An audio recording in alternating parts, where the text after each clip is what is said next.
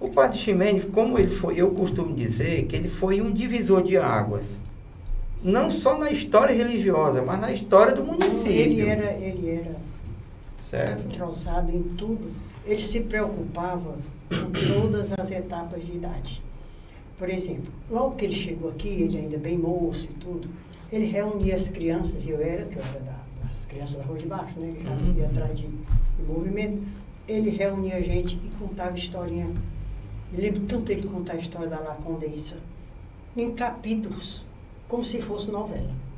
Toda noite a gente ia para a casa dele, na casa dele, ele contava a história e deixava o suspense para a gente voltar. Outro dia. Depois, outra preocupação que eu vi que ele tinha com os jovens, eu não sei se você alcançou o cenáculo.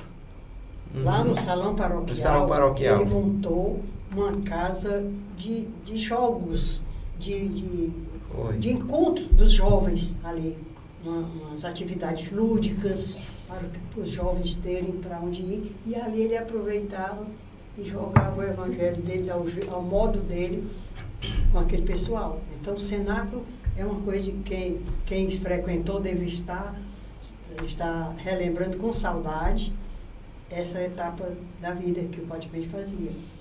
Festivais, quantos festivais ele fazia, né? Imitava aqueles programas de televisão, tinha o programa do Flávio Cavalcante, que as pessoas iam cantar. Eu fui parte muito disso. E pensando na influência dele, foi muito grande na minha vida. Porque foi a primeira pessoa que notou que eu tinha voz, que eu cantava.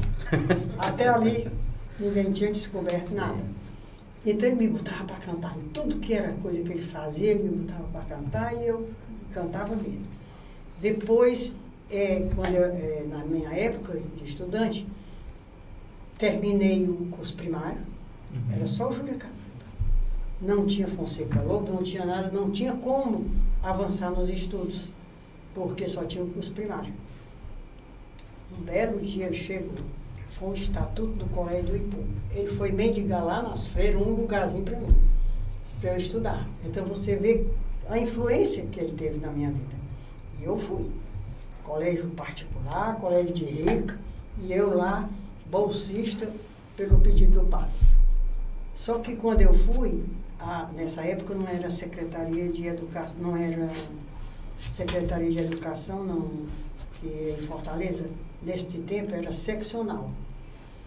A seccional ia aos colégios particulares fazer prova de bolsa de estudo, para bolsa de estudo.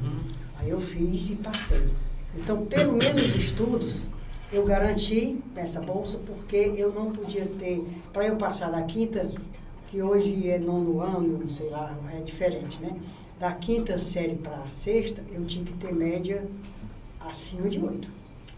A minha nunca desceu de 9, porque senão eu perdia a bolsa e voltava para casa.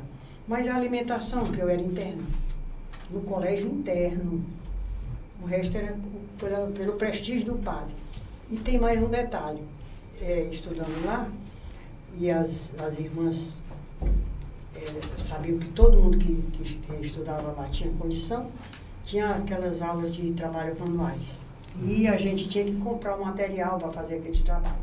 Então, quando a irmã que fazia essa matéria, chegava, eu já, meu Deus do céu, como é que eu vou fazer? Eu não tenho dinheiro para comprar o material do trabalho.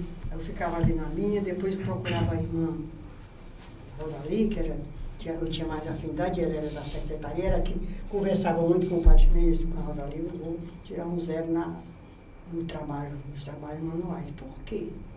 Porque eu não tenho dinheiro para comprar o material. Quem disse que você não tem? Irmã, eu não tenho. Minha filha, o Padre Ximenes deixou em caixa um dinheirinho para quando você precisasse. Isso aí Ele foi seminarista pobre, eu até me emociono. Ele foi seminarista pobre e sabia das necessidades de uma pessoa no internato. Então ele nem dizia. Ele fazia as coisas como um anjo, sem ninguém sentir. Então dessas coisas ele fazia demais. Que às vezes a gente encara caridade como algo físico, né? A caridade que ele já fez para mim foi em conhecimento. Acho que existia. A minha ele fez assim, porque daí formas, começou a minha cultura. Aí eu procurei estudar muito e me comportar muito, que não era muito a minha praia, né? Bem comportada aqui, para não decepcionar o padre. Aí de lá, terminado lá fundamental, né? É que eu fui para Fortaleza também, para Colégio Ivan de Caridade, mas aí já fui por outras vias sem ser através dele. Mas ele foi que me deu. Foi essencial, né? Foi essencial. Base, né? Me deu a base. Foi essencial. E fora essa história que a senhora conta, são inúmeras as histórias de caridade que ele praticava na cidade também. Sim, eu estou contando essa minha história, mas eu acho que cada criteriense da época dele tem uma história para contar. Tem, exatamente. Tem uma referência. Então ele foi de grande. Uma referência, às vezes uma frase, né? A gente está com um problema, uma coisa, uma frase muda o pensamento da gente. Muda. E ele era desse tipo de gente, né? Eu me lembro assim, padre, o que é que a gente faz quando a gente está preocupado? Aí ele disse assim, pense na palavra preocupado. Sim, diga. Preocupado. Não tem o PRE antes? Pré é antes. Se ocupar antes. Então se ocupe antes, que a preocupação vai embora. Olha, o remédio dizia... Se ocupe, não se preocupe. Não se preocupe, se ocupe. Porque quem tem uma lição de vida. Era uma lição de vida que ele isso para mim é caridade. O nome disso é caridade. Ele pode não ter me dado dinheiro, dado nada assim, mas me deu condição, né, de a gente ganhar dinheiro, que é o conhecimento, né? Exatamente. É uma forma, né? Eu estudei por conta disso aí. Aí depois, meu casamento foi ele que fez. Os meus filhos foram batizados por ele, fizeram primeira comunhão. Eu já tive netos que eles batizou, né? Então ele teve um acompanhamento grande com a gente.